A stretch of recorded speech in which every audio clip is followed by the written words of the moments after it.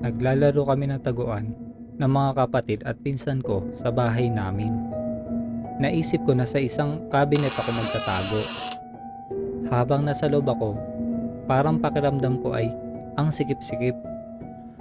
Nararamdaman ko din na parang may humihinga sa gilid ng tenga ko. Di na maganda ang kutob ko. Bumibilis ang tibok ng puso ko dahil parang may naririnig pa akong mahihinang tawa. Maya-maya ay may mga kamay na merong mahabang kuko ang unti-unting tumatakip sa bibig ko. Maiiyak na ako sa takot. Pilit kong binubuksan ang pinto ng cabinet pero dito bumubukas.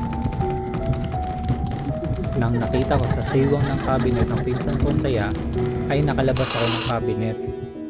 Umiiyak akong nagkwento sa pamilya ko sa nangyari. Walang naniwala sa kwento ko maski isa sa kanila. Kinagabihan, habang nakahiga ako sa kama para maghanda sa pagtulog, ay may naririnig akong sitsit. Tinignan ko kung saan ito nanggagaling. Nakita kong may kamay na lumalabas sa cabinet at unti-unting lumilitaw ang nilalang dito at lumalapit sa akin.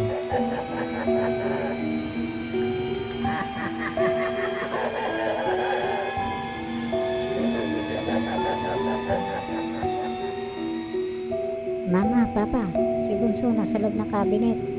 Patay na.